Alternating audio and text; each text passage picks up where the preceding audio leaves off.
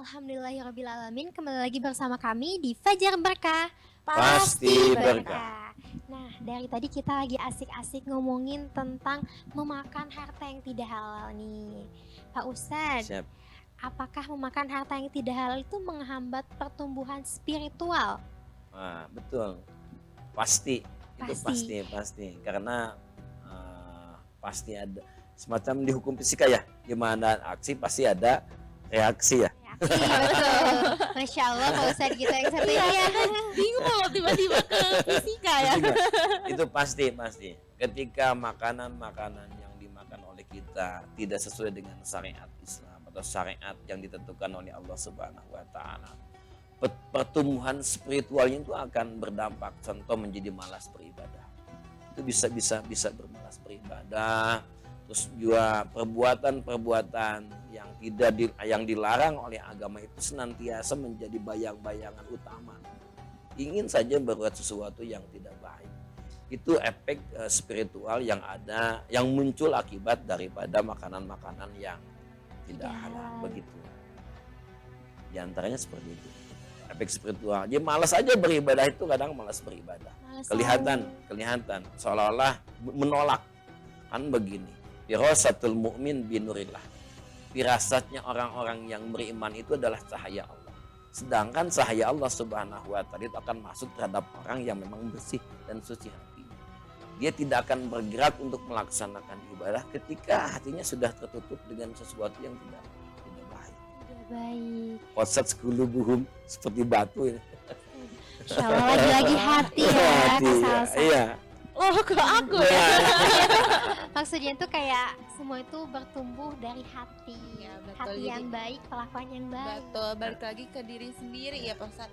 Nah tapi kan yang namanya manusia ya Pak Ustadz, kadang suka iri aja, kayak kita tuh udah berusaha buat kita mikir kayak udah gak makan harta yang haram, tapi kok lihat sebelah, misalnya lihat tetangga, perasaan hartanya kayak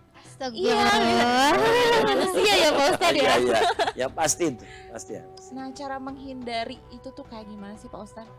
Ya sekali lagi, kita itu adalah manusia yang sudah ditentukan oleh Allah Subhanahu wa taala. Al insanu bitabkiri wallahu bitadbiri. Manusia itu kan hanya sekedar punya keinginan. Manusia itu hanya sekedar punya rencana. Manusia itu hanya sekedar punya strategi apapun, tapi ujung-ujungnya itu adalah intervensi mutlak Allah Subhanahu wa taala. Berarti ketika hal tersebut menjadi kesadaran buat kita, ya kita pertama banyak-banyaklah berdoa kepada Allah agar kita diberikan jalan terhadap sesuatu yang baik. Yang kedua, kita meminta permohonan maaf kepada Allah Subhanahu wa taala agar kita juga dijauhkan dari sesuatu yang tidak baik. Masya Allah. Nih Pak Ustadz, Siap. bagaimana Islam mengajarkan umatnya untuk memperoleh rezeki secara halal dan berkah nih Pak Ustadz? Sudah pasti yang namanya agama Islam itu adalah agama yang diridhoi oleh Allah Subhanahu wa taala. Bahkan salah satu keterangan, inna dinna indallahil Islam. Sesungguhnya agama yang diridhoi oleh Allah Subhanahu wa taala itu adalah hanya agama Islam. Nah, keyakinan ini pasti diatur oleh Allah di dalam Al-Qur'an. Oleh Allah dalam Al-Qur'an, dijabarkan oleh Rasulullah di dalam hadis, dilaksanakan oleh para ulama, penjabaran dari Al-Quran dan hadis. Pasti ada aturan-aturan tertentu bagi kita semua untuk memperoleh pencarian harta yang halal. Sudah pasti ada aturan-aturan. Tetapi kan kita itu kadang-kadang so tahu. Ya, Maka perbanyak-banyaklah bertanya. Fas'alu ahla dzikri in kuntum la ta'lamun. Ketika kita akan melaksanakan pekerjaan ini, misalnya pekerjaan A, jangan langsung kan di sana ada ustadznya, mungkin ada ajengannya. Diskusi dulu Pak Ustadz, kira-kira pekerjaan ini bagus tidak atau bisa berkah tidak. Ustadz ini juga harus menjelaskan, bukan berarti tidak boleh, tapi harus ada solusi. Banyakan orang melarang tapi tidak punya solusi, sehingga melaksanakan ini tidak karena tidak ada solusinya. Akhirnya Ustadz kan misalnya ini untuk keluarga saja, misalnya hari ini menunggu makan, minum dan sebagainya. Makanya orang yang ditanya juga harus punya solusi. Solusinya tadi harus berdasarkan Quran, hadis dan ijma'nya qiyas para ulama. Para ulama begitu, Masya Allah. Nah, Pak Ustadz, kalau misalnya kita kan sekarang nih, misalnya makan harta yang tidak halal nih, awal-awal kita belum tahu nih, terus di pertengahan kita tahu ini harta tuh tidak halal. Nah, doanya itu kan kalau udah tadi Pak Ustadz bilang kita bertaubat, apakah ada doa-doa khusus lainnya gitu, atau perbuatan-perbuatan supaya memaksimalkan pengampunan itu? Ya. Untuk doa-doa khusus supaya tidak terjerumus atau Iya, betul. terjerumus kepada perbuatan yang tidak halal, ya yang tadi banyak-banyaklah istighfar kepada Allah Subhanahu wa taala. Dulu juga ketika ada zaman Nabi Nuh ya. Nabi Nuh alaihissalam ketika kondisi masyarakat sudah sangat hancur, berantakan akhlaknya, Nabi Nuh mengatakan, "Istaghfiru rabbakum innahu kana ghaffara yursilis samaa'a 'alaihim bidrah." Dan itu kan artinya banyak-banyaklah istighfar. Istaghfiru rabbakum, banyak-banyaklah istighfar kepada Allah Subhanahu wa taala. Ketika banyak istighfar, yursilis samaa'a 'alaikum bidrah, maka Allah Subhanahu wa taala akan menurunkan rezeki yang sangat berlimpah gitu kan. Bahkan wa yumdidkum bi amwalin, ditambah-tambah hartanya, bukan diberi, ditambah-tambah. Ini kan barokah, ditambah-tambahkan hartanya. Bahkan wabanin, diberikan keluarga keturunan yang soleh begitu. Jadi perbanyak lagi kita.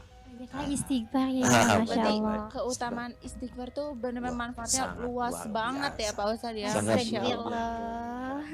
Kadang-kadang hanya istighfar kita juga kadang sambil tertawa juga ya. Kayak begini ya Pak Ustadz ya. Langsung Istighfar. dikasih contohnya ini Iya, ya. Ustaz. Ya itulah. Tapi minimal kita walaupun sambil tertawa ya, ingat kepada Allah Subhanahu wa taala.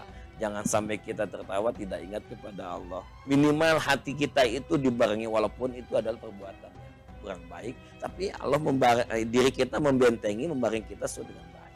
Minimal plus lah. Plus. Pak Ustadz, kalau misalnya tadi kita udah makan harta yang haram misalnya, Ya. Pak Ustadz, kita bertaubat, kemudian hari kita melakukan lagi. Nah, apakah tobat kita di hari selanjutnya itu apakah akan diterima atau gimana tidak, Pak Ustadz? Ustaz, itu? Itu ada tentunya juga di dalam keterangan Rasul bahwa tobat seorang hamba itu pasti akan diterima. Berkali-kali pun. Berkali-kali pun. Berkali-kali. Malam yogorgir sebelum bolak-balik tenggorokan, ruh di dalam tenggorokan. Sebelum kita sakaratul maut, tobat kita akan diterima. Itulah maha besarnya Allah. Maha kali ya, Pak luasnya karunia Allah Subhanahu wa taala. Walaupun kita berbuat kesalahan demi kesalahan, bukan hanya harta tidak halal saja.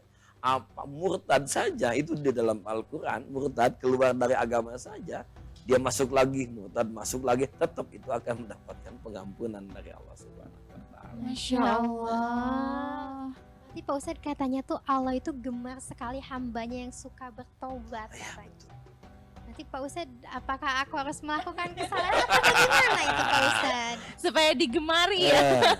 Kadang-kadang ketika kita berbuat salah, semakin dekat kepada Allah Subhanahu wa taala. Bukan harus berbuat salah dulu baru dekat kepada Allah. Oh bukan. Pengertian kasalah. Tapi minimal sudah ada semacam rambu-rambu bahwa aturan Allah itu seperti demikian. Allah akan semakin menyayangi ketika orangnya banyak-banyak istighfar, bertobat kepada Allah Subhanahu wa taala.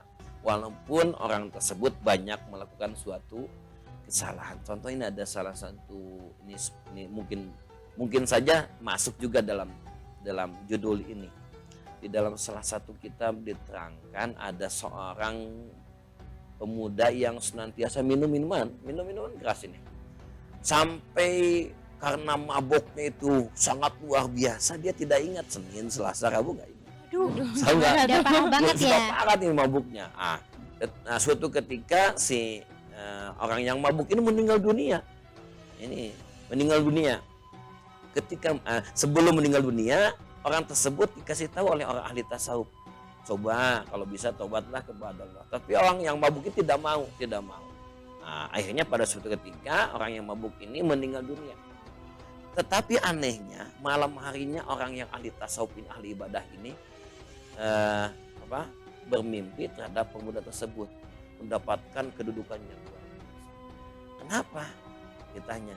Karena satu waktu ketika sedang mabuk, ada seorang mu'alim mengatakan ketika bersolawat maka wajibut lahu al-jannata, wajib baginya surga Allah Subhanahu wa taala. Yang mabuk aja sudah dapat keringanan, apa yang lainnya. Gitu. Ya, apalagi kita yang masih sadar Ya, Pak ya Ustadz itu siap. Pasti banyak ya. Betul. Nah, buat pemirsa sekalian, begitulah pemaparan dari Pak Ustadz Asep. Siap. Gitu Masya ya. Allah Nah, banget buat ya. pemirsa yang mau tanya-tanya lebih lanjut, hubungi kita di 0813 9447 7912. Atau mungkin pemirsa juga boleh tanya-tanya ke akun media sosial kita nih. Nah, untuk itu jangan kemana-mana, tetap di Fajar Berkah. Pasti berkah. berkah.